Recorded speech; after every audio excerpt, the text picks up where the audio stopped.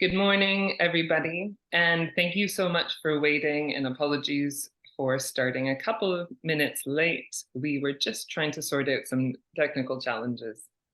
So today we have an exciting workshop called the Mental Health and Psychosocial Support Minimum Service Package. And it's going to be hosted by Inka, who is based with WHO, and also Vania from UNICEF. So Inka and Vania are part of the global MSP team, and they will be introducing us to the package and explaining to us how we can use it in our programs. Now, before we get started, Maria is just going to offer a couple of points of logistics. So I'll hand it over to Maria. Шановні колеги, вітаю. Я сьогодні буду Colleagues, greetings. Today I will help you with the translation, and let me remind you that if you need interpretation, click on the globe icon on your panel below and choose English or Ukrainian. Also, you can ask questions in Ukrainian and the interpreter will translate them into English. And you can also write in the chat your questions, both in English or Ukrainian, and we will help facilitators understand everything. Feel free to ask questions in the chat personally. You can direct message me and feel free to ask questions by all the means possible.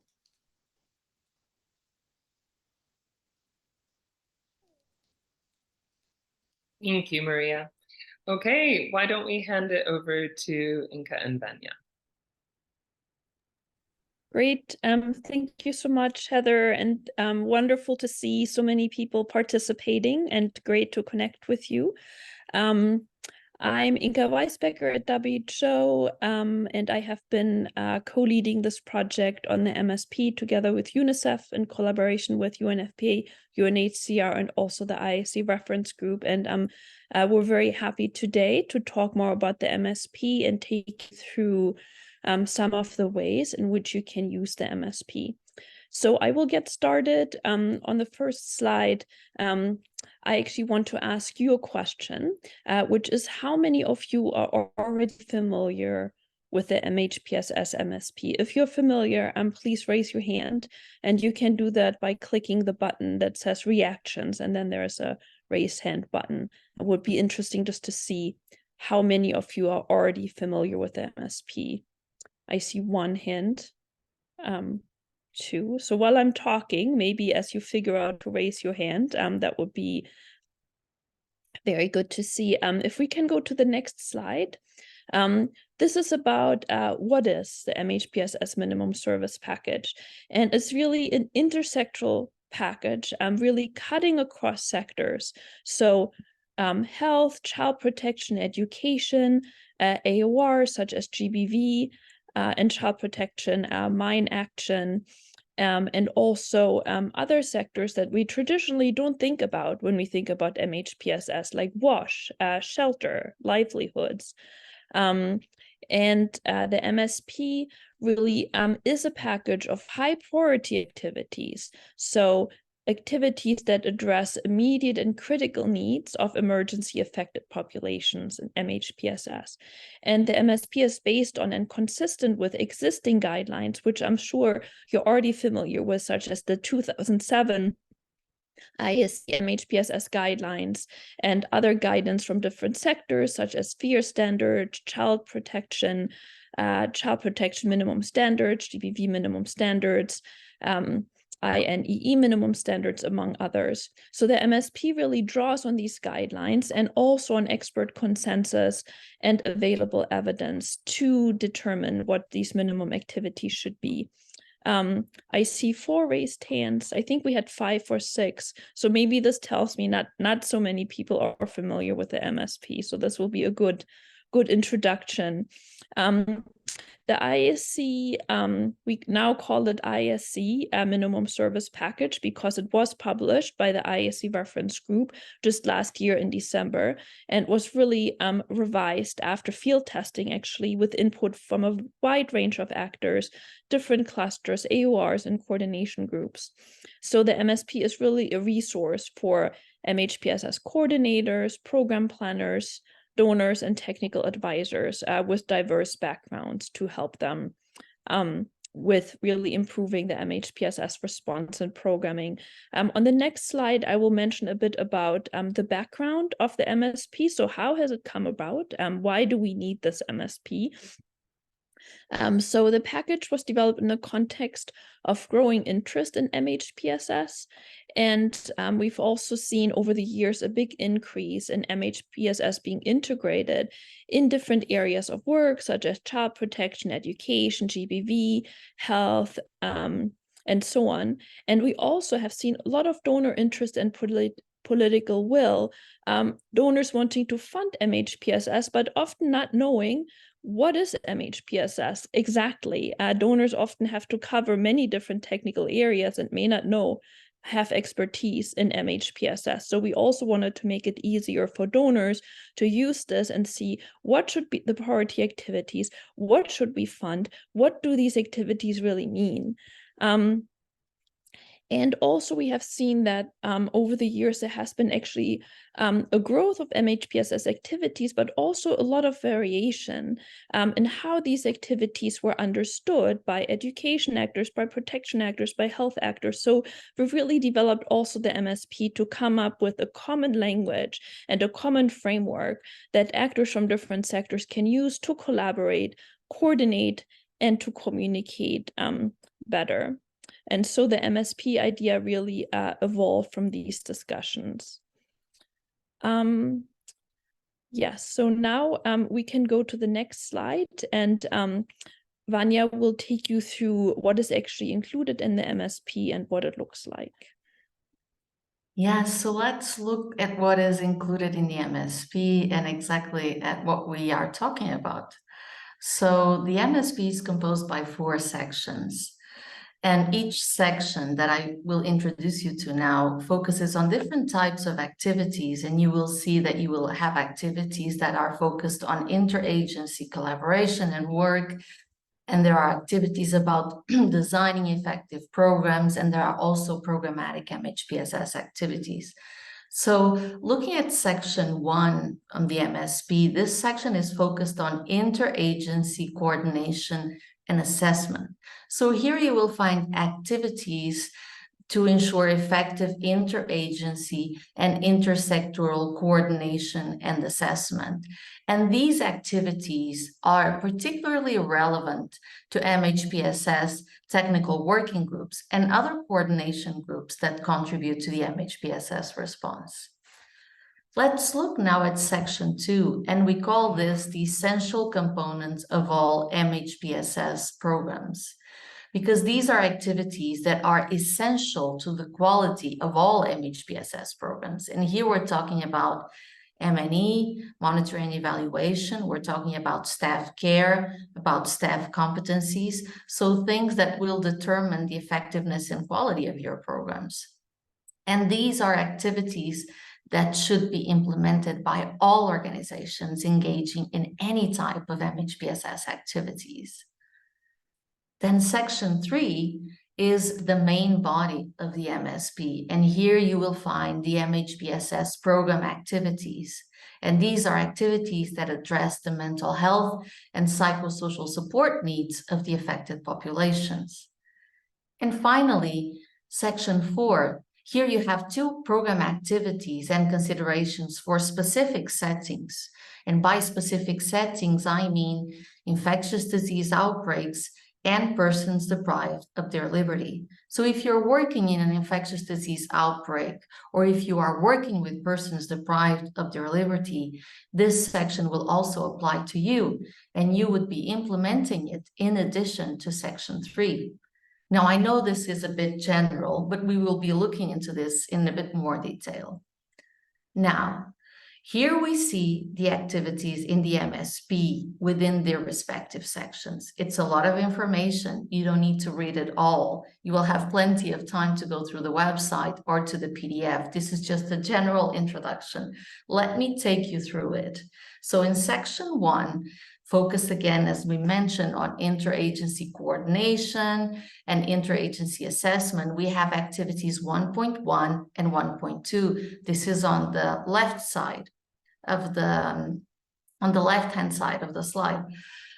So here we have activities focused on coordination and assessment of needs and resources to guide programming. Then just below you will find section 2. And here you see we have activities 2.1 to 2.4 that again we designate essential components of all MHPSS programs. So again, any organization engaging in any type of MHPSS activity should be implementing these 4 activities to ensure the quality and effectiveness of their programs. So this section is directed at your organization's internal systems, at building them.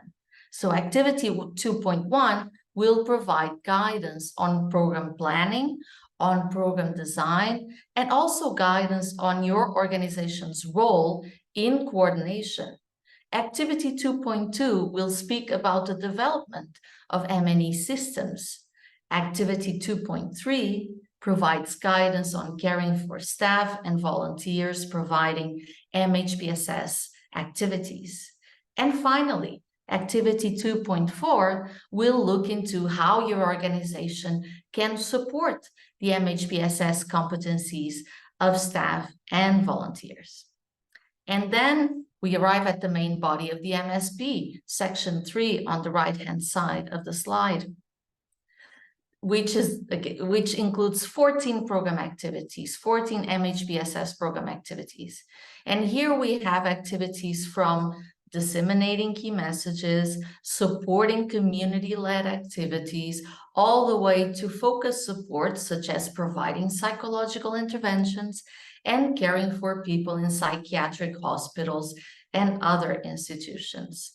And finally, on the bottom left of the slide, you have section 4 with the 2 program activities for specific settings. As I said before, this is a section that is relevant to you if you are working in infectious disease outbreaks and if you are supporting people deprived of their liberty. So one thing that is very important to note is that no single organization is expected to implement all program activities in sections 3 and 4. Rather, organizations must coordinate, must work together across sectors and AORs to ensure that activities are implemented and that a comprehensive response is delivered in each geographical area where you're working. You are expected to contribute to section 1 for coordination and assessment of needs and resources. You are expected to implement section 2 as well to ensure the quality and effectiveness of your programming, but you are not expected again to implement all activities in section 3 and 4.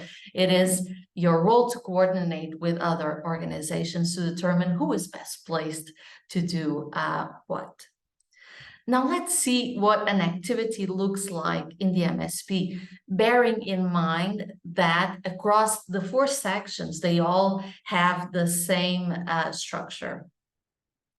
So each activity is presented with a brief introduction that will explain why the activity is important.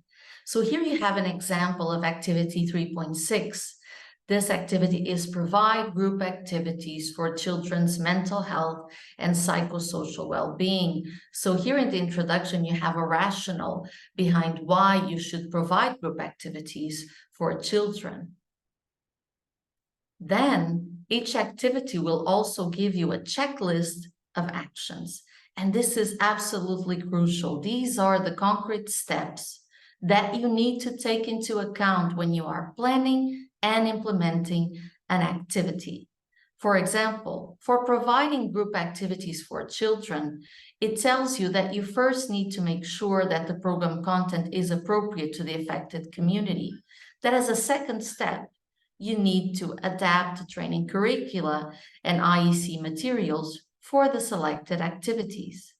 It then reminds you that you should incorporate sessions for caregivers as well to share information on how emergencies affect children and on supporting caregiving practices and so on. So these are the steps that ensure that the activity is implemented effectively and with quality. It is also a common framework for implementing this activity. So it is a common framework for MHPSS workers that provide group activities for children's mental health and psychosocial well-being. As you can see at the bottom, there is also a checklist of additional actions for consideration. So these are additional steps that can also be prioritized for planning and implementation within this activity. It will depend on context-specific needs and all available resources. Now, under each activity, you will also find a list of relevant resources. These will support activity planning and implementation. This is what they look like. And the resources are organized under different subheadings to help you find what you are looking for. For example, there you see a subheading, training materials, and you see another one below, structure group activity curricula and other relevant program materials. So you have two bolded subheadings. And you will also see, I know it's a little bit small, but you will also see some underlined words. These are the languages in which the resources are available. So if you click on the respective languages, you will be taken directly to the resource. So basically, these are relevant resources under each activity that will support your planning and implementation. Let's look at this example here. This is a snapshot of part of the list for activity 3.6, which is, as we've been seeing, providing group activities for children. So here, if you're working with children on the provision of group activities to support their mental health and psychosocial well-being, you can go through this list to select training materials that are relevant to this target group and applicable in your context. You will also be able to look at available structured group activity curricula to see, is there anything here that fits this target group and this population, if you don't have something already that is available, of course. So another example here, if you are orienting workers or community leaders on basic psychosocial support skills, you will find, among other things, resources on basic psychosocial support skills for working with children. So you can pick a tool that is fit, for example, for training people on supporting children, on using their basic psychosocial support skills for working with children. And you can also find a list of resources on sector-specific guidance on basic psychosocial support skills. So I find this very handy, and we've been receiving feedback from colleagues that have been using this as well, because here you have a compendium of what is available out there that can directly inform the planning and implementation of each one of the activities. Okay, so some activities also include key considerations. Let's look at what this is. So key considerations include relevant topics that are not within the core actions that we've just seen, but that are also relevant, and it should be taken into account when planning an activity. And this is what they look like. They are colorful boxes that will appear next to some of the activities. And they have this icon, which is a key. So let's look at some examples here. So for example, this is key consideration 24 on integrating early childhood development activities into nutrition programs.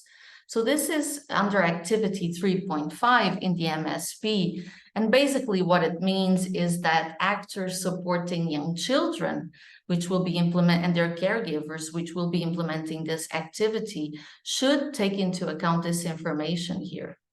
And then we have key consideration 25 on supporting caregivers when a child has been sexually abused. And this is directed at colleagues that will be implementing activity 3.7, which is about supporting caregivers' mental health and psychosocial well-being. So this is basically telling them, please be mindful of this note here about supporting caregivers when a child has been sexually abused. And then there's also another example here about not offering a psychological debriefing, which is under activity 3.12, which speaks about the provision of psychological interventions. So basically, if you are going through activity 3.12 on psychological interventions, you should also be mindful of this note that you should not be offering psychological debriefing. So these are reminders, caveats that you should have in mind when you are planning and implementing this activity. So it's important to also take these into consideration. Now, another thing that I think could also be helpful is that some activities include recommended training topics, and this is what they look like. So basically, where there aren't agreed, let's say, interagency trainings out there, or where during our consultations it was pointed out that what exists seems to be somewhat incomplete, we have put together lists of MHPSS training topics for helping colleagues build their own training materials or strengthen their training materials. So for example, here you see an example. These are training topics for building the competencies of facilitators that are providing group activities to promote children's child well-being. So if you want to build a training curricula for building the capacity of these facilitators, you can use this list of recommended training topics to build your curricula. Or if you have a curricula, but you want to make sure that it is comprehensive, you can compare it against this list to see if there's something that you're missing, or maybe there's something that could be added to your curricula. And other examples here, if you're working with workers providing activities that support caregiver and teacher well-being, here's another list of MHPSS training topics. Or if you're working with the people supporting new and expectant caregivers and young children, you may also use this list of training topics to build their capacity. So I also think this is something that could be very helpful on a more practical note. Okay, I know this is a lot of information. We're almost at a point where we will take a breather. So just bear with me for a few more minutes. Another key piece of information in terms of understanding the minimum service package and navigating through it. So as we know, mental health and psychosocial support is a multi-sectoral and cross-cutting area of work with relevance for a range of sectors, clusters, and areas of responsibility. So the minimum service package is an intersectoral package. And in it, you find guidance regarding the role that each sector may play in the MHPSS response. It's not a prescription, is as an indication of the role that typically the sector's AORs play. Let's have a look. So first, I wanna point out that these are the sectors that are included in the MSP. You have health, education, protection, including the AORs, child protection, GBV, mine action. You will also find nutrition, camp coordination, and camp management, which I will refer to as CCCM from now onwards, shelter, WASH, and food security and livelihoods. And for ease of reference, icons, as you can see here, are provided, represent each sector. And these icons are provided alongside each MSP activity to indicate sectors, clusters, or AORs that are typically well placed to deliver the activity or to contribute to it. Let's look at what this means exactly.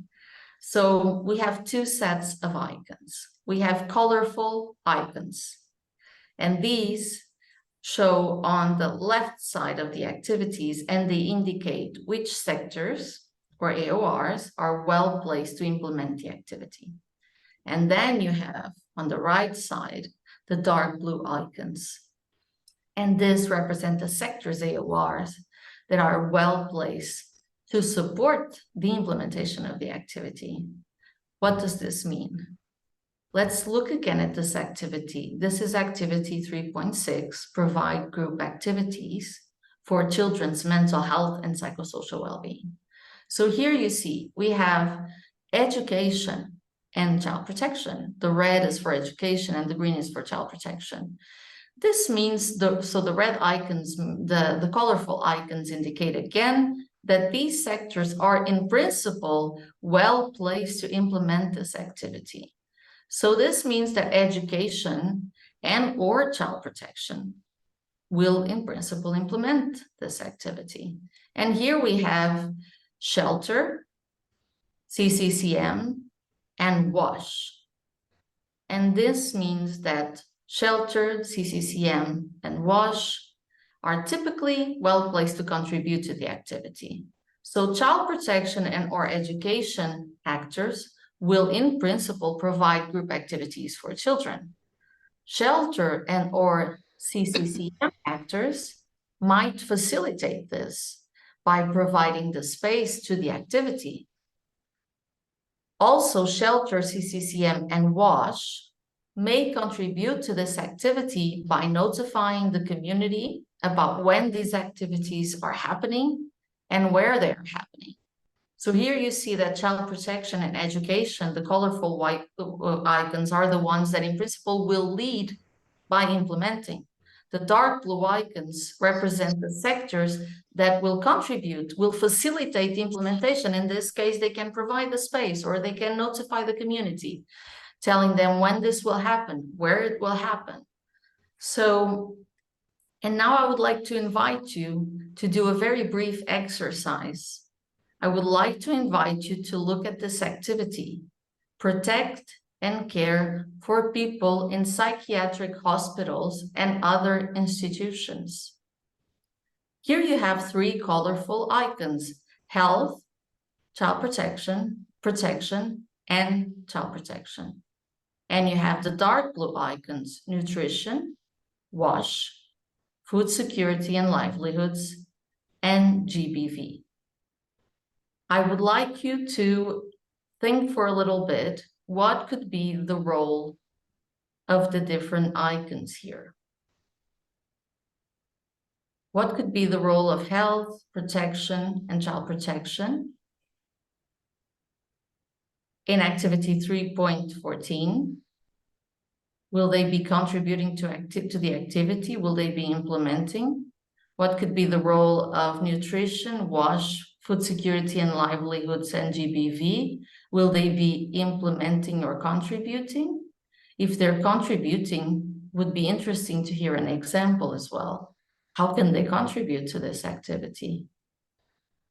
It would be great if you could just think about this for a minute or two and maybe share your thoughts in the chat box so that we can have a bit of a discussion here and see to which extent this is becoming clear to everyone. It takes time. It's still sinking in, I understand, but let's give it a try.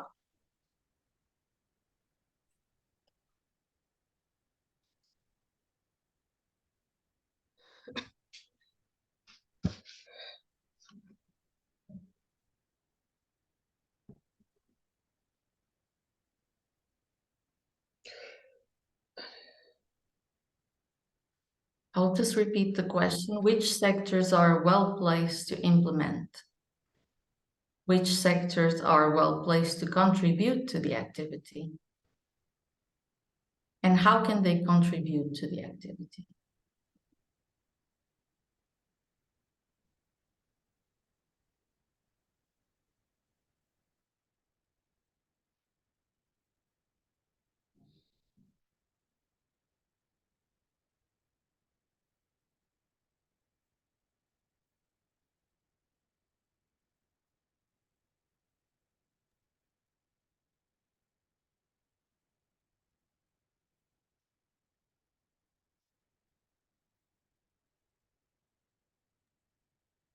Vania, do you see the first response in the chat box? I can read it to you if you prefer. Oh, I just saw it. Thank you very much, Heather. Yeah, so child protection. So yes, child protection and health would be well placed to implement the activity. GBV, yes, would be well placed to support the implementation, namely by training of GBV staff, training staff in GBV. There are also examples about what health protection and child protection could do in terms of running the activities. Any other examples about how the sectors in dark blue icons could contribute to and could facilitate the activity?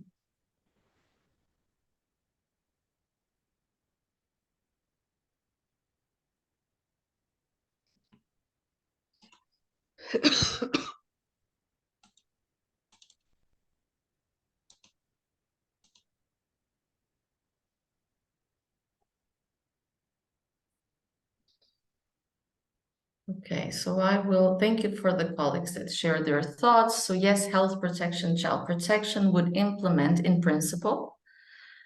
GBV can facilitate implementation. Some examples, as the colleague mentioned, by training staff in GBV. I think we have a response, another one. And both implementers and supporters can advocate to take off as many people as possible from institutions. Yes.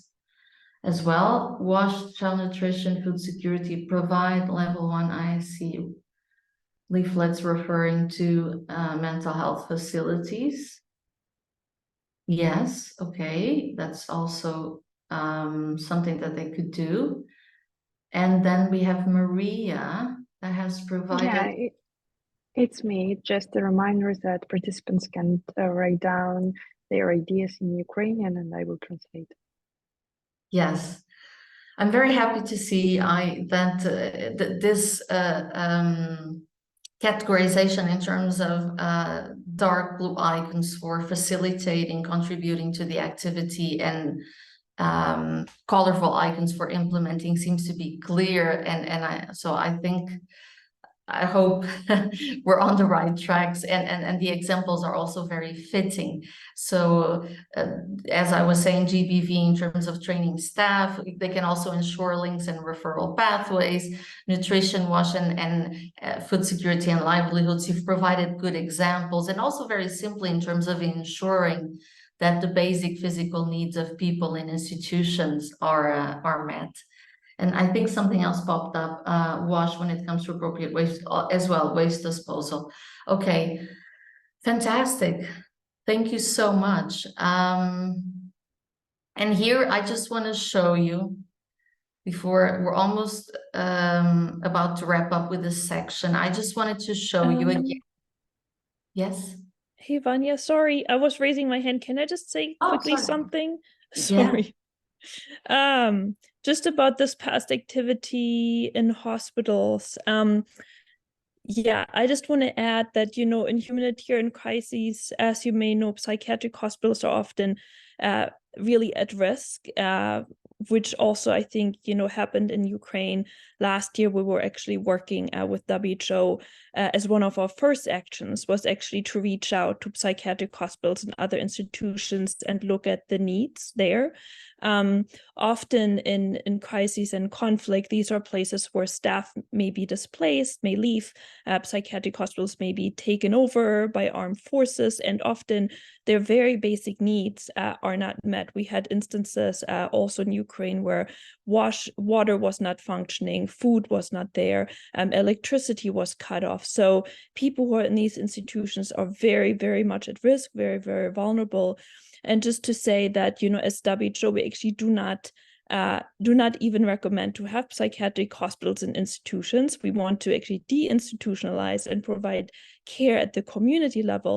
But many countries, including also Ukraine, have these institutions, and it's a long process to actually change the system to community mental health. So just to say, this is one of the instances where it's actually not just a health, but sorry for the marking, but also protection, for example, which is very important. And also issues such as GBV, unfortunately, happen quite a lot also in psychiatric institutions. So sorry, I just wanted to add on the WHO perspective and on the Ukraine context that you are much more familiar than I am, but I remember at the beginning of the crisis, that was one of our immediate kind of things that we supported on with WHO, because this is always something that is actually often forgotten, but very important. Okay, over. Thank you so much, Inka. Okay, so I just want to take you back again to the list of activities, as the sections here with all the activities, but now with the icons, which is how you find them in the website and in the PDF. So just very briefly, I just want you to have a new look again at the list with the icons. So let's go through each section. So section 1, again, as you remember, focused on interagency coordination and assessment. And here I just want to say that you have all the icons, all the tagged in both activities, because not all the icons, all the sectors and AORs are tagged because their contribution is fundamental in coordination efforts, and also to promote a coordinated approach to the assessment of an emergency and to the prioritization of the needs. In section 2, however, you will see that we do not have any icons next to the activity because they apply to the organizational level, not to the sector level. So these are activities to guide organizations' internal work and systems, as I said before, because these activities on M&E, program design, staff care, staff competencies, they are crucial to ensure that your work is of quality and that your organization is well placed to contribute to the MHPSS response. And that is why there are no sectors tagged there. It does not take away any relevance from the section. It is extremely relevant, and it is to be applied in full. It does not require intersectoral coordination. And then we have section 3 and 4, where we see different sectors AORs tagged in different activity. It's very much like we saw now for activity 3.6 and 3.14. So, as I said before, this is not intended to prescribe roles for the sectors and AORs. This is just to indicate which sectors and AORs are in principle best placed to implement or to contribute to activity. And the idea here is that this will facilitate collaboration and coordination between the different sectors and AORs. Okay, another very important thing that I want you to keep in mind is that in the MSP, you will find guidance on integration of MHPSS into different sectors and AORs. And here are some examples. As you can see, for each sector and AOR that is typically involved in the MHPSS response, you will find a list of specific ways for integrating MHPSS. These are just a few examples. So it is what we found when we were developing the MSP, and as we went on with these consultations to key stakeholders across the different sectors and AORs, is that what integrating MHPSS in their programming meant was not clear. So we developed this guidance for, again, attempting to establish a common framework and a common language and understanding around what it means to integrate MHPSS into GBV programming, child protection, health, education, food security and livelihoods programming, and so on. So if we look closely, for example, into the education box, and we can pick out a few examples, such as, for example, including MHPSS in education needs assessment. And there you can see you have links, blue links to MSP activities that will give you guidance on how to do that. And further below, you have orienting frontline education staff on basic psychosocial support skills, followed again by a link to the MSP activity that will give you guidance for doing that. And then you have another example, incorporating key MHPSS messages into education activities and informational materials, also followed by the link to the activity where you will find the steps to put this into practice. So the idea is that it becomes very clear for the different areas of work, what are the different key bullet points lines for integration of MHPSS, and then you have the links for the core actions that tell you how to go about doing it, basically. What are the steps that I need to take to arrive to it? Okay, and before we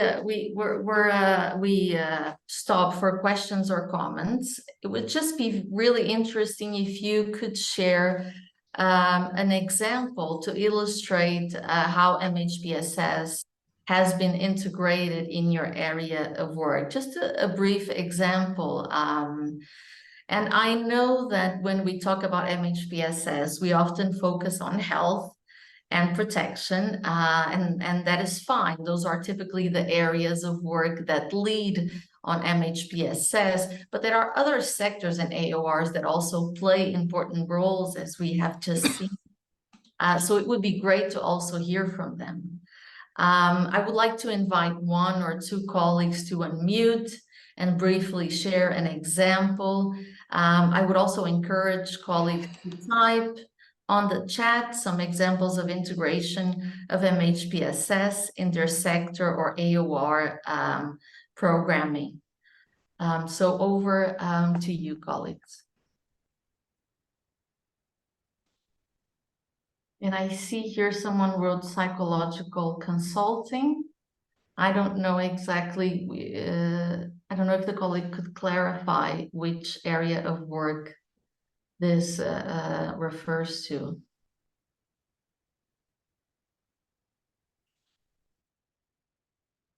I don't know as well if anyone would like to unmute themselves and just share briefly an example of the integration of MHPSS in their area of work, in their sector, AOR,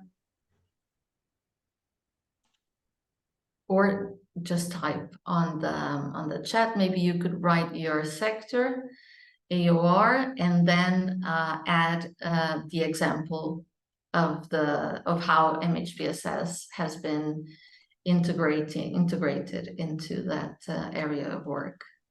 I see communication with IDP. I'd just like to know, I suppose it is MHP in terms of MHPSS. Probably I would guess in terms of key MHPSS messages. It would be great if the colleague could add what area of work that pertains to. I see another comment. We at Dignity support the human rights organization staffed by lawyers collecting testimonies of war crimes in Ukraine. We have worked with them to develop a team of psychologists to provide emotional and trauma-focused support, and we are developing a referral network to work in line with a survivor-centered approach. Okay, what is the area of work here as well, Owen? I don't know if I'm pronouncing the name correctly. It would be great if you could also add, so we know which sector this pertains to. And I see there's someone with their hand raised. Please go ahead. Yeah, Good day. Hello. I'm Serhiy Marchinkov, and I'm from Medical Teams International. And we provide MHPSS program in Mykolaiv and the Kherson regions. We have two team, MHPSS team, and we provide activities for people in the occupied territory, for IDPs, yeah, and it's like different type of activities. What about we speak before? And it's like general protection, child protection, GBV, yeah, like in minimum standard. Yeah. Okay, fantastic. Thank you so much. That's a great example. Thank you. Anyone else that would like to share?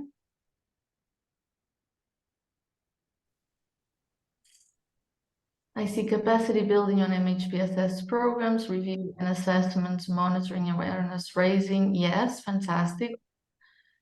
Which cluster or area of work would be great to know. Then we work mostly with mental health, providing, supporting victims of torture.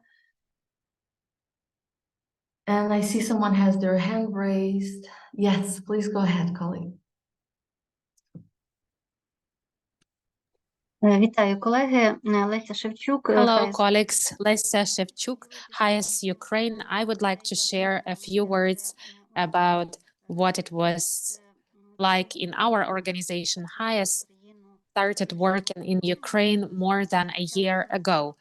At first, we had a partnership organization, Право на захист, or Right for Protection. And then when there was the need to have the direct implementation a year ago, we were just entering Ukraine, and all these implementation steps we were taking, and including me in this organization, and it was very interesting. Everything we're working on right now, when the team was being created, the first task was to find out who does what and where, what clusters work where, and mostly that's MHPSS and GBV. It was our area of work during the direct implementation. At the same time, we implemented via the economic inclusion partners, but it was a different area, and balancing interregion, intersectorial connections, who does what and where, participation in clusters, collecting the needs and the relevant researches which were available so that we would do what people actually need. And when all of that information was available for us, we started intensive staff training on the evidence methodologies of group implementation. We worked with adult population. I will speak about MHPSS area since this is my direct area of responsibility. So the group program training was happening. We took the WHO program, Self-Help Plus, and we took CETA programs, both group and individual CPSS, the protocol of work with parents. Then before providing such interventions, deeper interventions, we went into the communities with community-based activities helping, fostering the fact that the community would be more engaged into some art, recreational activity to simply, to help them understand what is important for them at that moment. And during these activities, we spoke about what interventions we may offer them.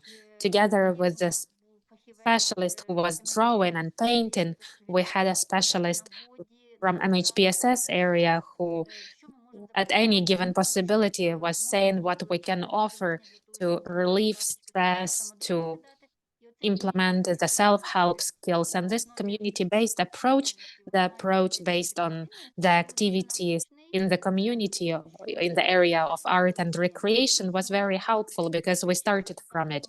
And on top of that, we asked the community all the time about their needs.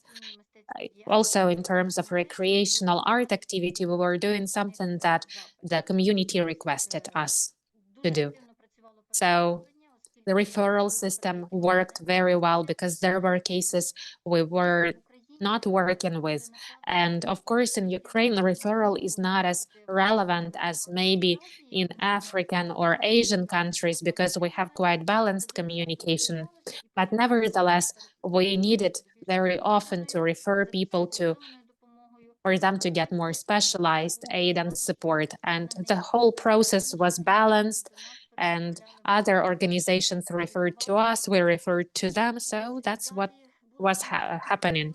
Also, we had the protocols after community-based activities, after drawing and recreational activities. We were providing short psychoeducation sessions like what is mental health, how to understand that I need help and support from the specialist on some primary healthcare line, and how not to be afraid to ask for help. What is emotional burnout? What is work burnout?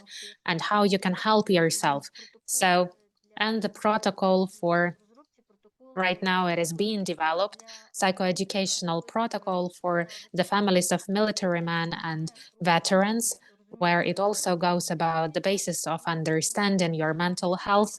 And it's a good thing which people like, which groups like, because it's not putting pressure on people. It just informs people on what to do when some problems were identified and the needs in psychosocial support were identified. And then we could provide more broad self-help plus intervention or CETA programs, or if we worked with parents, then the parenting protocol was provided.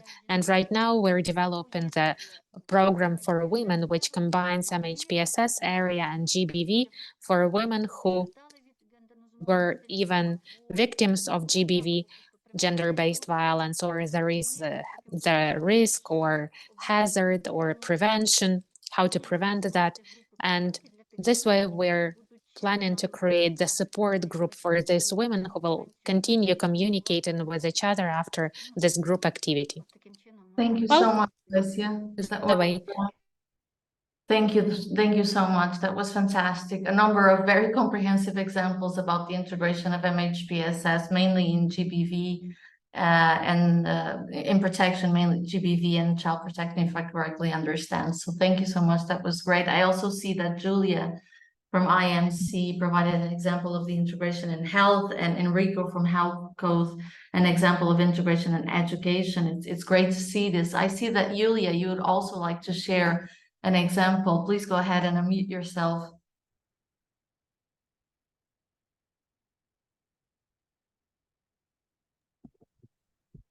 Я перепрошую, у мене піднята рука. Sorry, I have a raised hand. Did you mean me? Yes, please. I don't know if I pronounced your name correctly. Apologies if I didn't.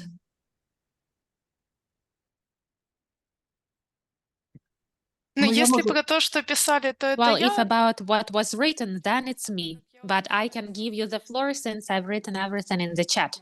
Okay, thank you. So I am the regional coordinator of all Ukrainian mental health program, How Are You, which is implemented in Ukraine under the initiative of the First Lady of Ukraine, Olena Zelenska, and I directly work on integration of MHPSS in Poltava Oblast. Right away, let me say that we don't work in a separate sector. Following the recommendations of Coordination Center on Mental Health under the Cabinet of Ministers of Ukraine, we conducted the assessment analysis of the services and needs of service providers and beneficiaries of MHPSS services. According to the poll, we saw the gaps and needs in our region. Then we conducted the mapping of the services, and right now we are balancing the system of provision and integration of these services in our region, especially in terms of the most important task is intersectoral cooperation. As coordinators, we try to balance the cooperation with the local authorities, and especially huge attention is to non-governmental sector. And the important task right now is to strengthen the resource capacity of MHPSS service providers. First of all, we're trying to cooperate with non-governmental sector, engage trainers, specialists who can provide supervision, support, and provide training courses and programs for our service providers in different sectors. I mean, education, health, social sector. In terms of clusters, we also actively cooperate with clusters.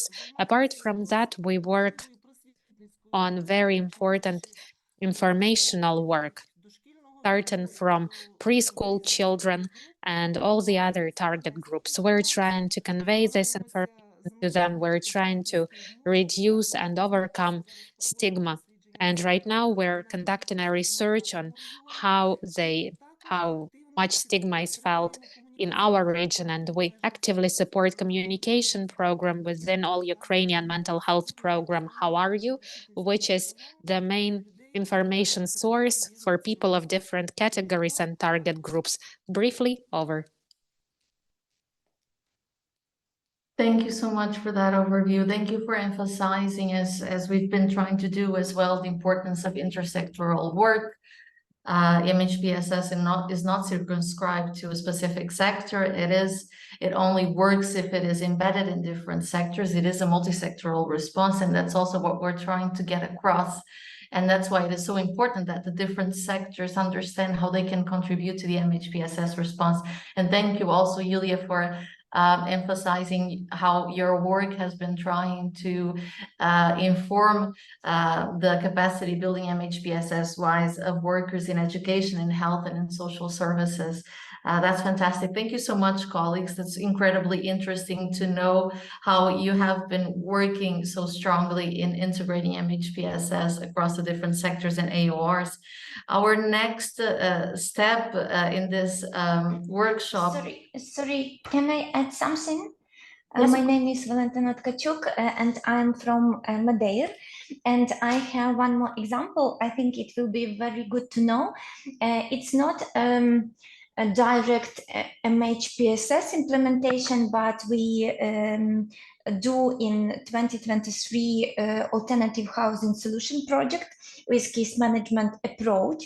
And I can say surely that we have the great results of those how we can support people in moving out from collective center to private apartments, to houses in rural areas, to rented flats. And it's really very important to have this general approach to help people to understand their needs, their problems, their barriers, and support with some mental health and psychosocial support.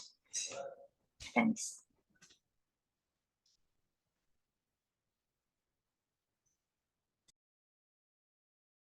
We can hear you, you're muted. Vania, you're still muted. Sorry. I was just saying, thank you so much, Valentina. Great example from the protection side in terms of case management. So we were going to open up, and we are going to open up now for questions and comments. So we just wanted to pause now for a moment before moving forward. Just looking back, we've been talking about we introduced you to the background of the MSP, the why behind the MSP, and we introduced you to the structure and the content of the MSP. And also we've started introducing you to some of the uses of the MSP, the way the checklist that you can use for planning and implementation, the list of relevant resources, the lists of recommended training topics, the lists of topics about the way you can go about integrating MHPSS into the different sectors and AORs. So these are, we're also trying to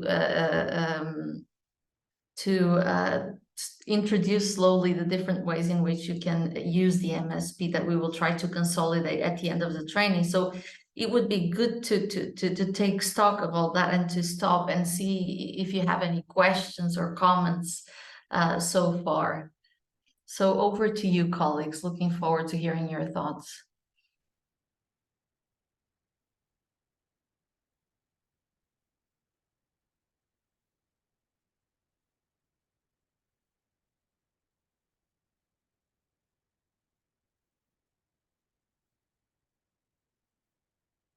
We can also move forward if you don't have any questions. And if you would prefer that.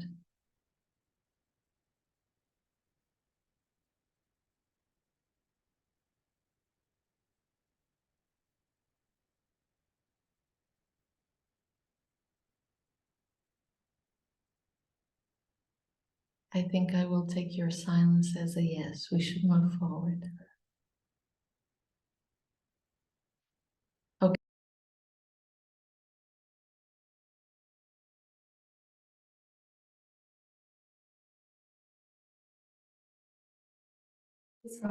Yes, sorry, you are muted. Can you hear me now? Yeah. Okay. So I would like to invite you now to navigate through the MSP website. So I would be sharing my screen to guide you through the through the website so that I can introduce you to it and you can start to feel a little bit more at ease to use the MSP. So it would be great if you could follow me using your own laptop or mobile phone. If possible, I would say your laptop would be easier because it's a lot of information on one screen. It's possible to use a mobile phone though, if you wish. So I will just try to share my screen. Stop share, just a second. Try to share my other screen. Vania, while you're doing that, I just want to draw everyone's attention to the chat. I've posted the links in both Ukrainian and English, so it's easy to find the website from there. Thank you very much for doing that. So it would be great if you could open the, I don't know, can you see my screen, the website, with the website? Yes. Yes, we can see it. Fantastic. Thank you very much for that. So it would be great if you could open the website on your laptop or mobile phone. And if you could follow me while I introduce you and walk you through the different features and pages on the MSP website. I will just give you 1 minute maybe to open and to get set, and then I will start walking you through the website.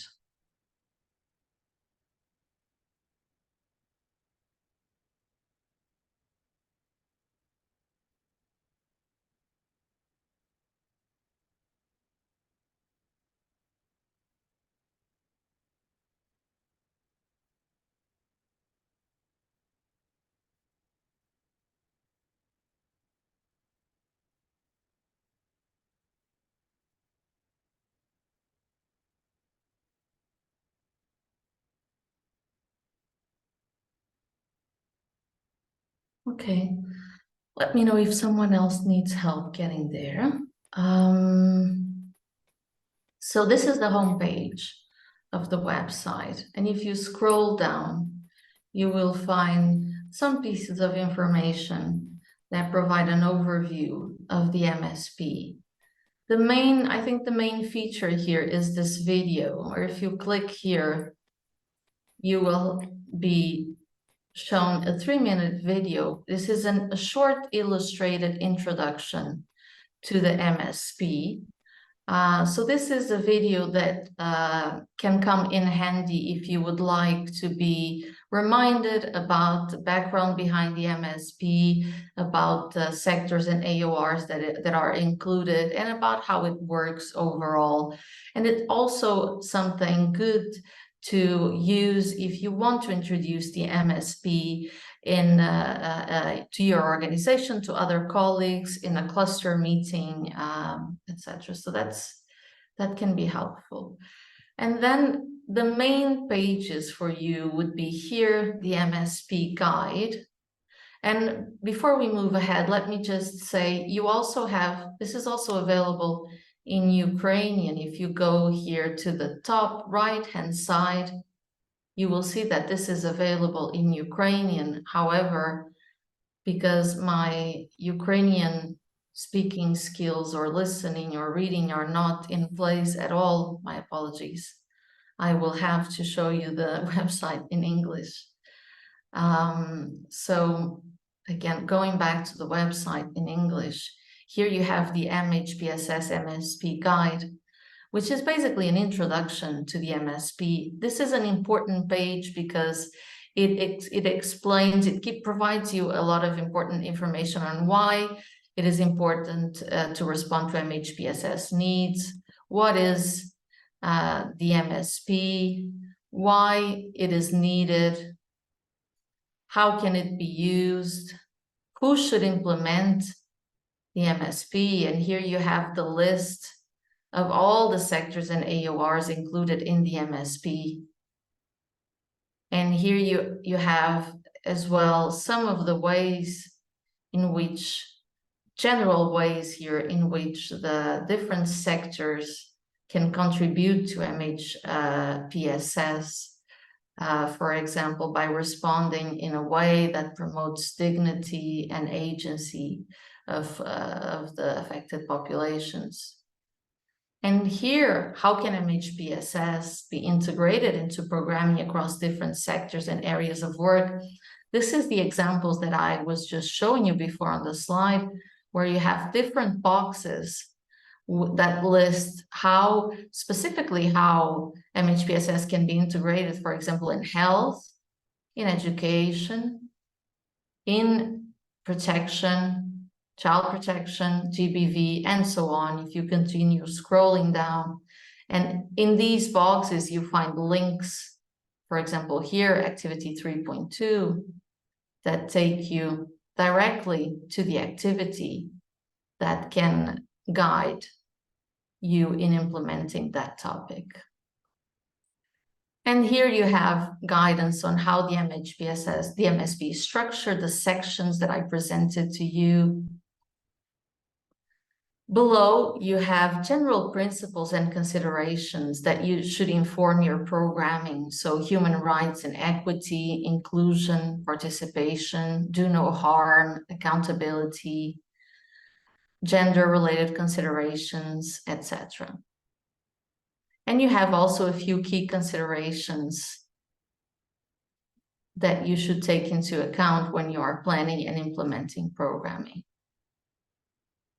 Here you have information on the MHPSS MSP gap analysis tool. And Inka will introduce this to you in a bit. I will just mention that this is a tool that you might use for mapping MHPSS MSP implementation to identify gaps and prioritize activities. So if you need information about this tool, you can find it here. You can also find information on the costing tool here. Inka will introduce you to this tool as well. I will just mention now that the tool can be used to calculate the costs of MSP program activities in humanitarian emergencies. So the information is available here if you need to learn more about the tool and if you want to download it. And here you find orientation videos. The first one is the same one that you saw in the homepage, a 3-minute illustrated introduction to the MSP. The second one is a video that walks you through the website, very much like what I am doing now, explaining you how you can navigate and make the most of the MSP website. The third one is a video from colleagues that participated in the MSP pilot back in 2021, testimony about how they used the MSP and how it was helpful for their programming.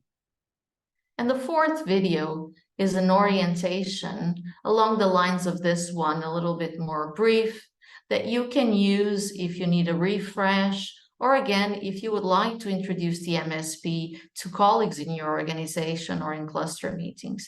This orientation is in English. And here below, you have a list of abbreviations, a list of key considerations, and information on funding donors that support the MSP. Now, the main body of the website is this page where you can find the all activities page, where you can find the list of all the activities in the respective sections that we have described throughout the training. A very important feature here is that you can filter the activities by sector. Imagine that you only want to see the activities that health actors implement, you might, or contribute to. You might click on the health sector and it will filter and it will only show you the activities that health is well placed to implement or contribute to. And the same applies to the other sectors. Then you can clear filter. You can also use the search guide to look for keywords, disabilities. And it will take you to the relevant content. And you can click here and it will take you to the sections where the word disabilities is mentioned. Back to the all activities page, here you have the activities. So for example, let's look at activity 3.1. You have your activity introduction. The menu is on the left-hand side. You have the checklist of actions, core actions, and additional actions for consideration. Now you see here, you can click on the actions to save your progress. For example, I've done this one. I've also done this one. I still need to do this, this, and this, but it can only save your progress if you create a username, if you create an account. That's up to you. You can access the website as you're doing now without creating an account. But if you would like to save your progress as you implement an activity and walk through the different core actions, then you would need to create a username. And this means that every time you log into the website, it will have saved your progress within the different activities. Now back to the all activities page. We can open another activity, for example, activity 3.6. And here you have the checklist of actions again, relevant guidelines. Like I've mentioned before, here you have in bold the subtitles, the subheadings, so that it is easier to find what you're looking for, training materials. You have the links to the languages that are available, and this is under each activity. And here you have the recommended MHPSS training topics that I mentioned before. So here is the list, one list of recommended MHPSS training topics. One thing that is important to note is that here in the manual, as opposed to the PDF, you find additional guidance. So the PDF was developed to be a little bit briefer, so that it is more print friendly. So it doesn't include this piece of information, which is guidance for using the MSP in the public health emergency response to infectious disease outbreaks.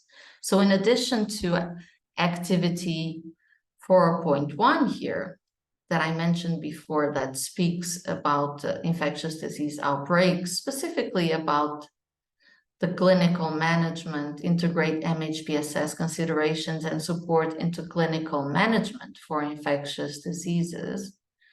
Below, you have a much more comprehensive section that guides you through how you can implement all MSP activities in the context of an infectious disease outbreak. How can you adjust them for planning and implementation in such a context? And you also have resources on MHPSS for at-risk groups. So here you have a list of resources for at-risk groups like children in child labor, people associated with armed forces and groups, LGBTIQ+, male survivors of sexual violence, older adults, and so on. Here you have the gap analysis again, because this is where the tool is available online. You can start a gap analysis tool here and do it online, and it will save the results here. This is another instance where if you want to do it, you will have to create an account.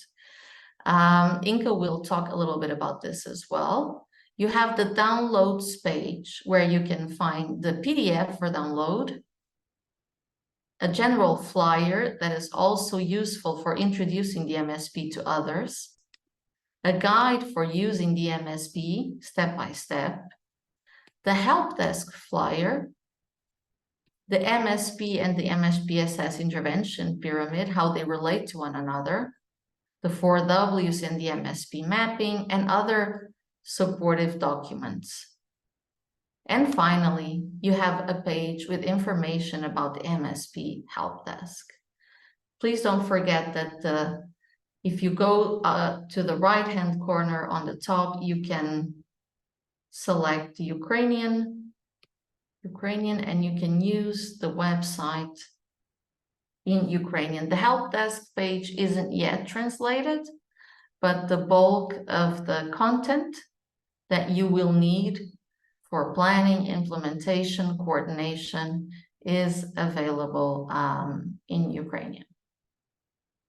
And now I will stop sharing my screen. I will go back to the presentation, and I will be handing it over to my colleague Inka for a brief exercise. Great. Thank you, Vania. And now, with the rest of the time, we will go into a bit more practical use of the MSP. And to start with, we have a few questions for you to just kind of practice navigating the website. The first question is, how many MHPSS activities is the health sector well placed to implement? So that is one. And if you have the answer to the question, feel free to put them in the chat to me, Inka. You can select who you send the chat to. Or in Ukrainian, I think you can send it to Maria, just so that not everybody sees the answers. The second one is name one core action for activity 2.3, care for staff and volunteers providing MHPSS. And the third one is, how can MHPSS be integrated into nutrition programming? Give one example. So we'll give you about 5 minutes to see if you can find the answers to these questions navigating the MSP on the website, as Vania just showed you. So yeah, we'll take about 5 minutes for this. Thank you.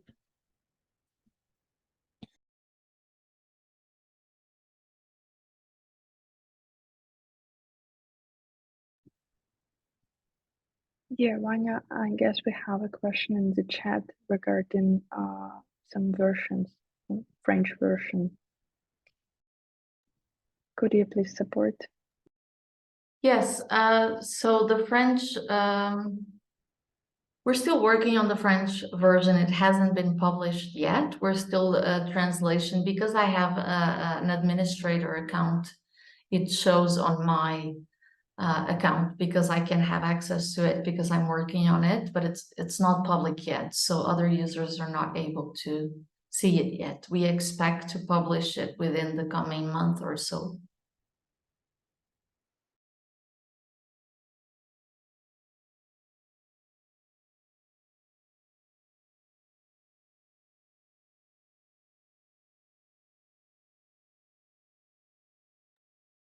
Yeah, so colleagues, feel free to put the answers to the questions in the chat to me. And if you have any questions about the questions, also feel free to let us know and we can support. Thanks.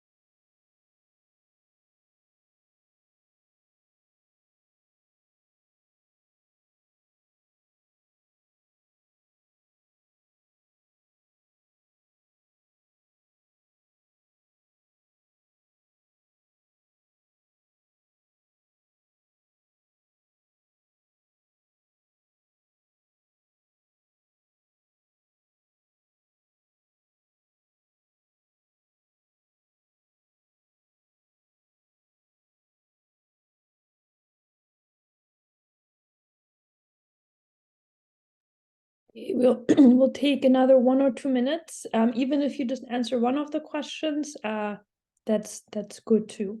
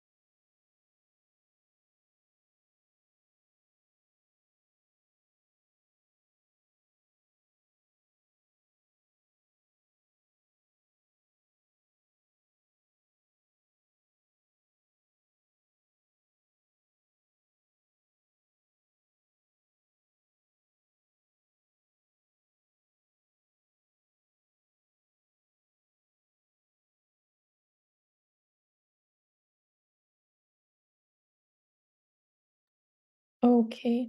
I received some answers to the chat, but not so many. So maybe we'll just show how you would go about finding the answers to these questions. So maybe we can go back to the website navigation, Vania, that you just showed, where you can select the different sectors on the activity screen. And it might take some time to become familiar with the website, but I think once you start using it, it becomes much easier. So when you go to the all activities tab, you will see all the activities in the different sectors or AORs, and there you can actually click on health, and then you only see the activities that health is well placed to implement and not the others. And then you can just go down and count how many times the turquoise health icon is there. And then basically you have the answer to question 1. So that will be 14 activities. Now, when we go to question 2, name one core activity for one core action for activity 2.3, care for staff and volunteers. We can go to activity 2.3 on the website, and we can look at the checklist of actions.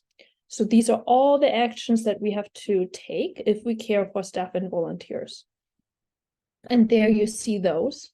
And so for question number 2, it's just basically just naming one of these core actions. Now, when we go to question number 3, how can MHPSS be integrated into nutrition programming? Give one example. We can go to the key considerations that Vania mentioned about how MHPSS can be integrated in different sectors and AORs. And there we see health, education, protection, and we can just scroll down until we get to nutrition. And there we see some concrete things of how nutrition actors can integrate MHPSS. For example, here you see points about disseminating key messages, providing nutrition in a way that supports mental health, cultural considerations and things like that. And of course, one of the MSP activities on early childhood development is especially relevant for nutrition actors. So thank you for that, Vania, and thank you for those who answered the questions. Now I will say a little bit about the different MSP tools that Vania already mentioned. So we can go back to the PowerPoint and go to the slide where it says MSP additional planning tools. I will mention the gap analysis, the costing tool, and the indicator guide, which is actually in development. So I will not really say much about it, but first of all, about the gap analysis, which is on the next slide, which Vania already showed you on the website. It's basically, you can use the gap analysis online. or also we have an Excel version, and it's usually done by an MHPSS technical working group. So you by yourself as an organization would usually not do a gap analysis. It's more of a joint effort, which is very similar to MHPSS 4W's mapping.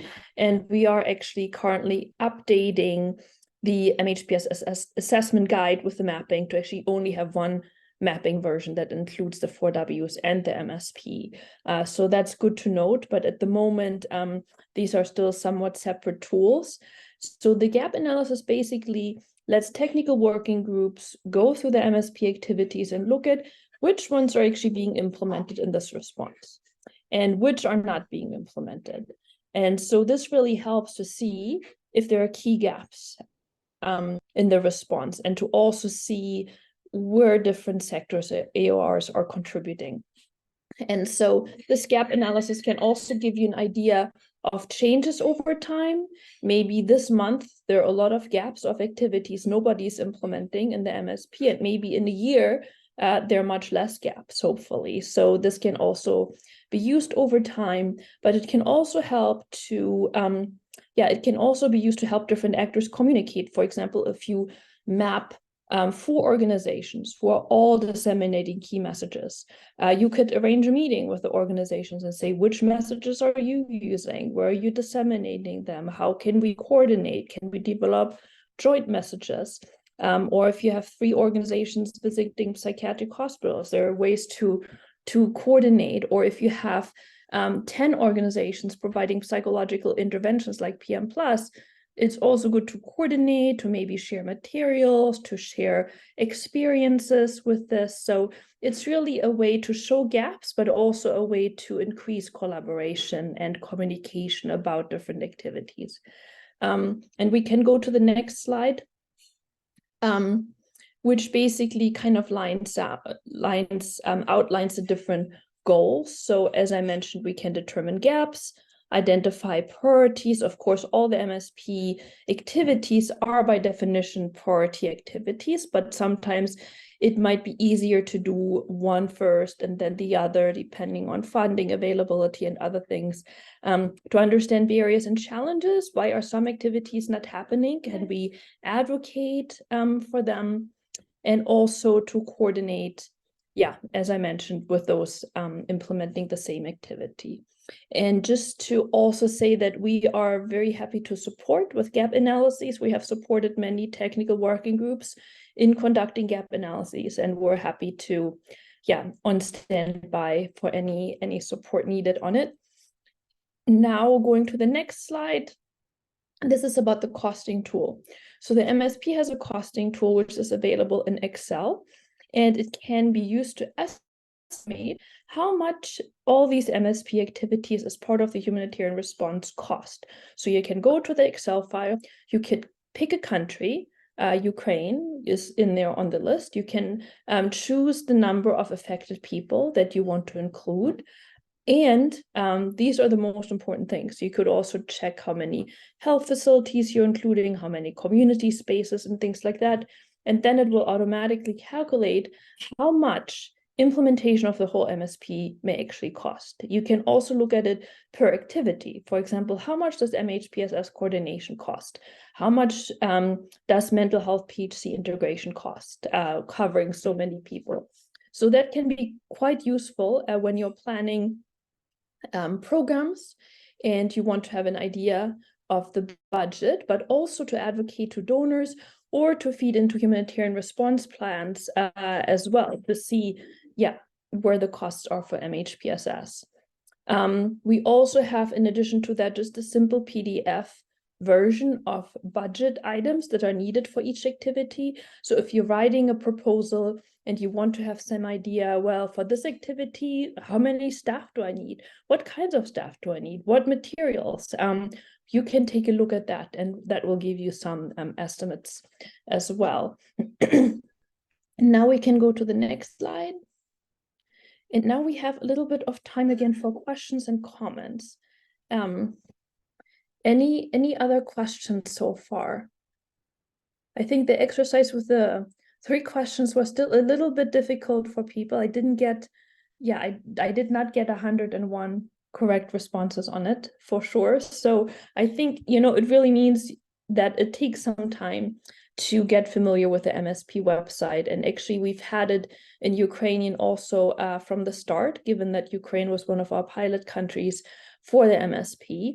And when we look at our statistics from the website, we actually also see that Ukraine is one of the largest, one of the countries with the most users of the MSP, which is great. But it definitely, yeah, takes time and repeated visits to the website and kind of going through it to familiarize yourself with it.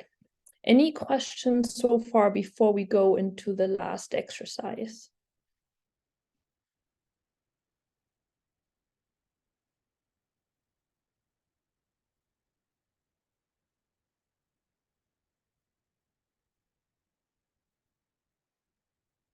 Okay, I take that as a no. So we can go to the next slide. And that question is, for those of you, this is about use of the MSP. So for those of you who have used the MSP, please tell us how you have used the MSP so far. And please, please write your answer in the chat. No secrets about this one, so feel free to just put it in the chat to everyone and share in the next like 2 or 3 minutes. If you have used MSP at all, how have you used it? I'll just give a couple minutes for that.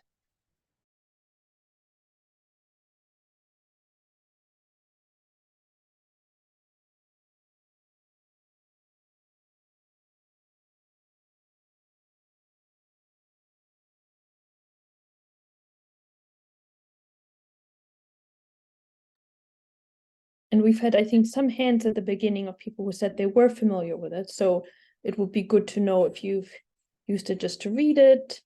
Yeah, just to read it for information or for planning anything or, yeah, for any reason at all.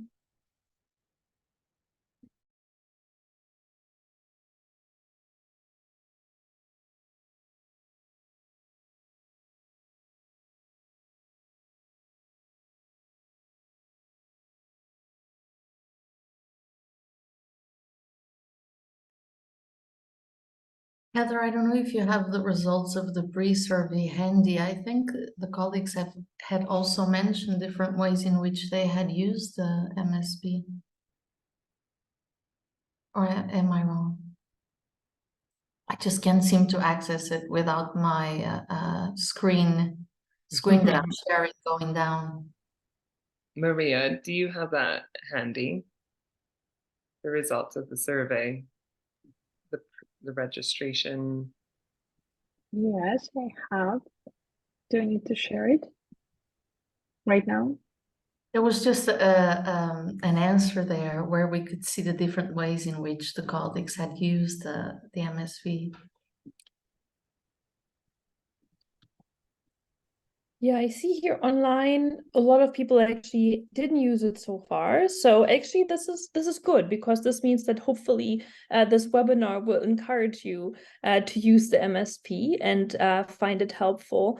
And maybe I can share some of the examples now on the next slide about how the MSP may be useful to you.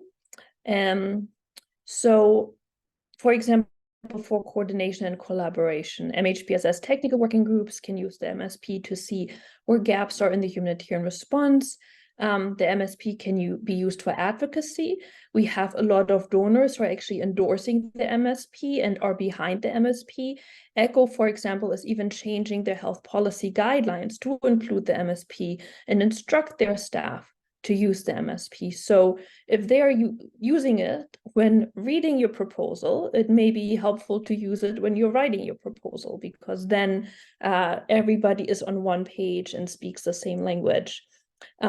Also for setting priorities, figuring out where gaps are, of course, one of the next steps is what can we address first? And also what should we focus on? Finding guidance and training materials. Each of the MSP activities comes with a list of materials that we actually update regularly on the website so that you should have the most up-to-date materials that are out there. For planning the response, the humanitarian response, such as humanitarian response plans, costing the response, And of course, for program design. So as you're writing your proposal or thinking about a program you want to strengthen or new program, you can easily look at the MSP activities and the associated actions and see what you might consider including in your program, and also what you might want to add to the budget.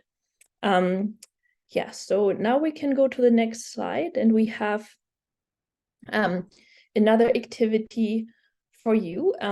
We would like you to look at the MSP website, list of activities, and maybe Vania, we could show again where it is on the website. There's a tab on the website with the activities. And I would like you to think about, is there an MSP activity that you're currently implementing? And if yes, which one? Like, is it, 310, mental health PhD integration? Is it 3.3, key messages? And you don't need to say everything you're implementing, but just pick one and say, oh yeah, we're doing this at the moment. And it's also important to note that the MSP, of course, does not include all possible activities. So you may very well be doing something that's not in the MSP at all. And that is fine, because the MSP is just the very bare minimum. And of course, a lot of the time, we also want to go beyond the very bare minimum. And they're also very valuable, contextually appropriate activities in many contexts that should be implemented, even though they're not in the MSP. But if you can take a look and see, is there anything that you see that you're currently doing? And then please just put it in the chat. You can just put the number like 3.1 or 3.3. And you can just share it with everyone. So I give you 2-3 minutes to just kind of look through the list.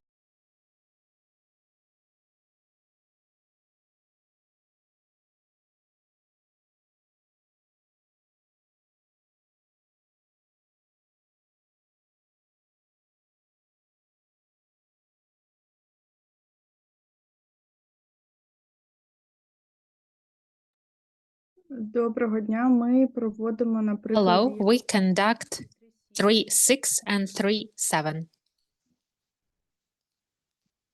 Great. So providing group activities for children and promoting caregivers' mental health. Wonderful. Yeah, so feel free to also just speak up or type in the chat, whatever works best.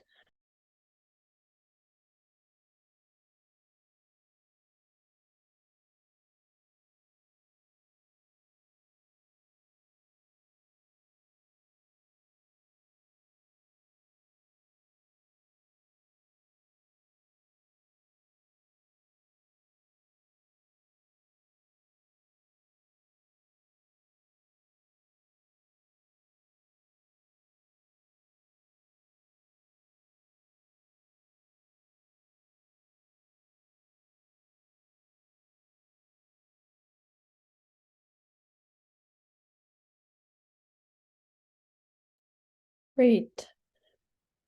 Thanks, everyone. Feel free to continue thinking about it, but with about 10 minutes left, I just want to say, it looks like a lot of you are actually implementing 3.6, which is activities for children's mental health and psychosocial well-being, which is really, great to hear. And I think you already see how kind of the MSP works, because once, for example, you take all people now in the chat who put 3.6, and you put them all around the same table, and then, share experiences, share materials, share where they're doing it. So I think, and there's also value in finding a similar language and better understanding what is being done, but also where the gaps are.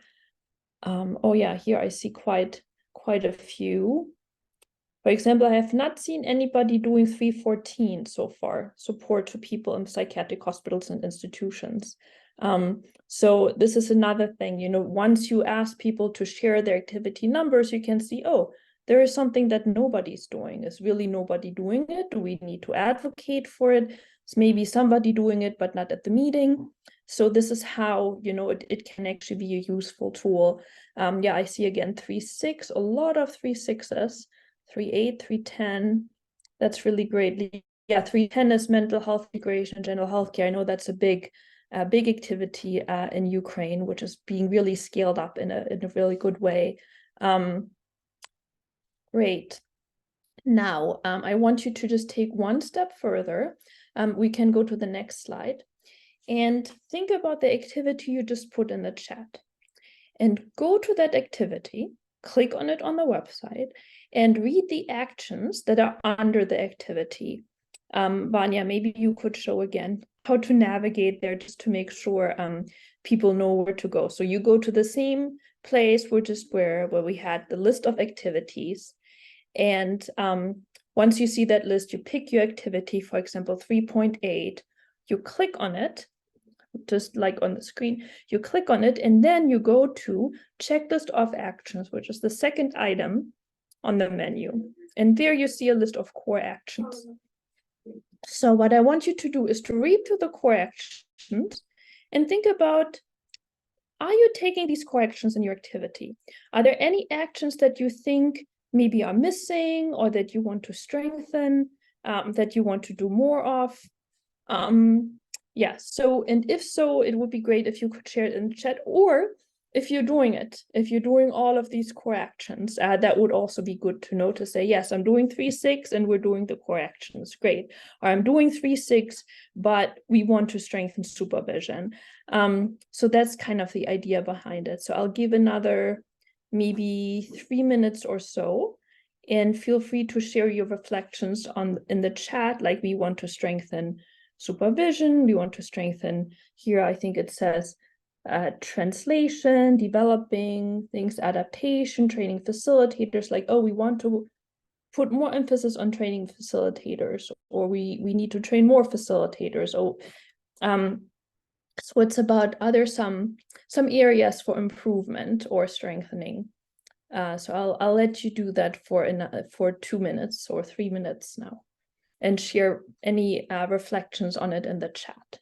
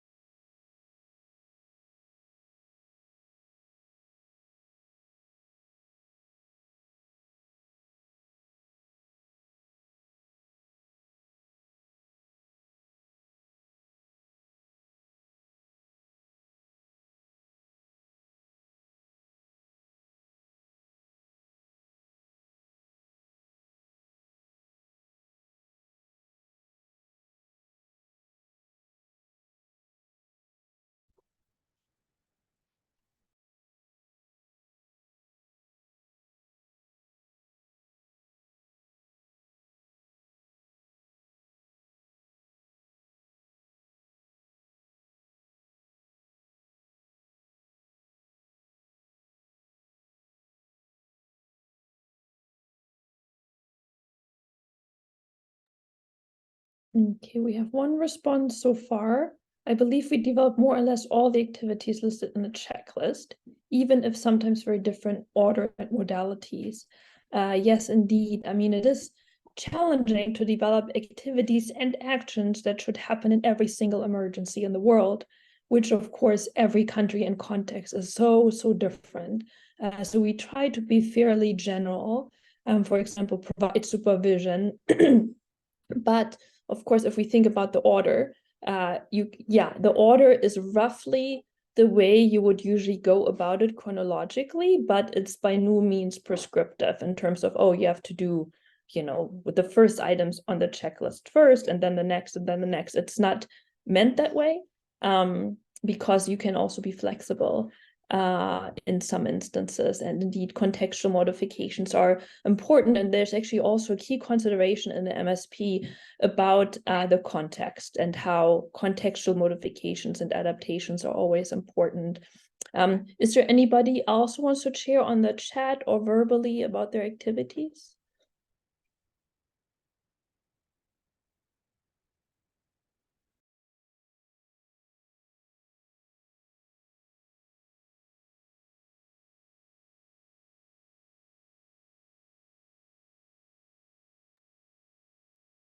Okay, there's something maybe in Ukrainian in the chat.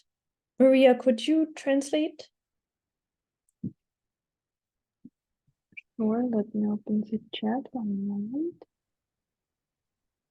Supervision, orientation, psychoeducation. That's in the chat. I can see it. So it's mentoring and psychoeducation. Great. So are these things that are maybe gaps that could be strengthened, it sounds like? Yeah, and just to say that's something we find often frequently, that supervision is challenging in many ways, and something the MSP really emphasizes is the need for mentoring and supervision, not just once or twice, but usually over a period of time, to also ensure quality of what is being provided. Great. So that was that last exercise, and we only have 3 minutes left. So I should probably go to the kind of last slide to see if there are any more questions or comments, and to also turn it back over to our host for any closing remarks. Thank you.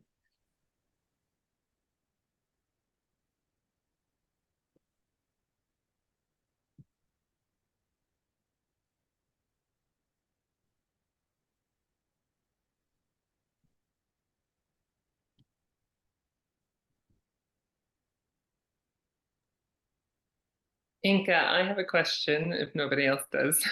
Yeah. Am I allowed to ask questions? Please.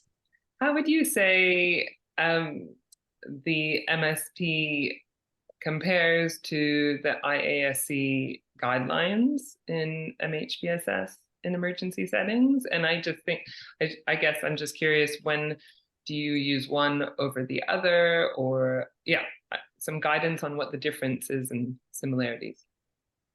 Yes, and that is indeed such a frequently asked question that we have it in our document on frequently asked questions. And Vania will show you, when you go to the MSP website under downloads, there's an FAQ document, and that's where it's included. And the MSP does not replace the IASC 2007 guidelines, but rather includes all of the guidelines. So for example, when you go to the MSP section on coordination, it includes language that is taken from the IASC 2007 guidelines.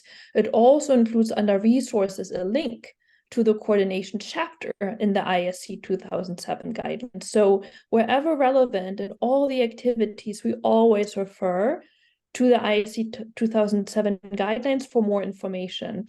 The chapters in the 2007 guidelines are often quite long, and often longer and more kind of narrative than we included in the MSP. So it can actually be helpful to go to the MSP, and when you look at the resources, read the relevant chapter in the IASC 2007 guidelines, because sometimes there is more elaboration and more information there. Not always, but sometimes. That can still be useful, because in the MSP, we try to be as short as possible. And there's always ways to elaborate more and talk about something more. I see a hand, another hand. Another question? Yes. Please go ahead. Yes, hello. I'm Nyafioma from Medical Teams International as the MHPSS advisor. As we close off, I just wanted to get probably your final take on when it comes to this MSP, and especially bearing in mind that Ukraine was one of the first countries like where it was being piloted in terms of when it comes to its development. And I know it's still a relatively new document, but yeah, do we have any information on evaluations about its use, or are there any plans to get to see now once, because now it's out, yeah, maybe what challenges are there when it comes to, you know, getting to use it, or what is working? Yeah, if either any have been done or any that are planned for the future, I think it would be really interesting to find out.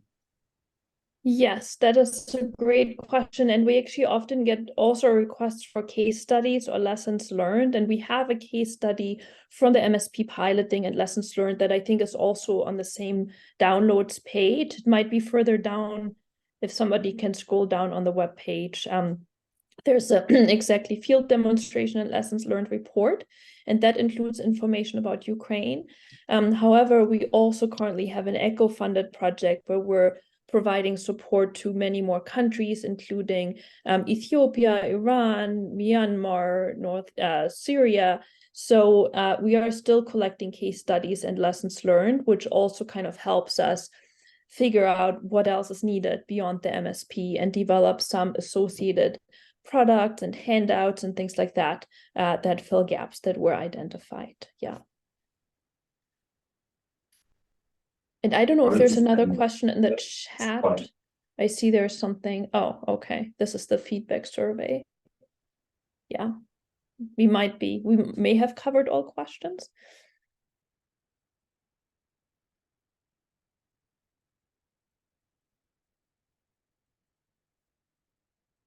And if there are no more questions, maybe I'll turn it over to you, Heather. Okay. Thank you, everybody. Thank you, Vania and Inka, for sharing today. I think it was really helpful to be oriented to the materials and see how it can be useful in the field. Now, before we go, I know that already Maria has put in the chat that we have a feedback form. So if you haven't completed that feedback form, please do take a moment today, before you forget your experience, to let us know how things went today. And also just to plug that we only had a couple of completed feedback forms from last week's suicide intervention and prevention training. So if you haven't completed that form, please do that as well. Looking forward to the rest of the year, there's no concrete workshops in the diary, but we will be sure to share planned workshops as they become available with the technical working group. So again, thank you to everyone for attending. Thank you to technical support and our translator for supporting us, and obviously Inka and Vania for taking time from their busy schedules to spend time with us today. All the best, Great. everyone. Thank you so much. And I just put the help desk flyer in the chat. Feel free to share it with others. If anybody wants support on the MSP, please contact us. Thank you so much. Thank you, everyone. Take care. Take care. Дякуємо, колеги. До побачення. Thank you so much.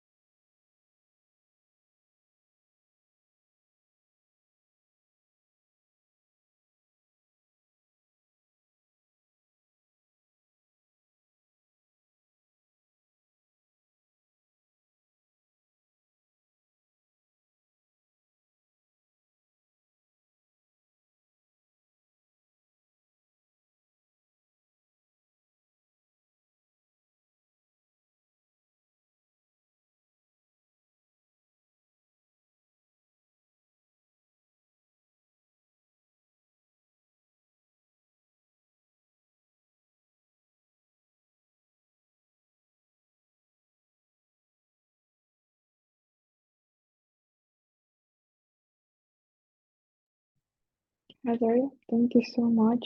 I guess we can close our workshop for today. Thank you. Thanks for all your support. We'll be in touch. Yeah, thank you so much Okay. for everyone. Bye. And bye-bye.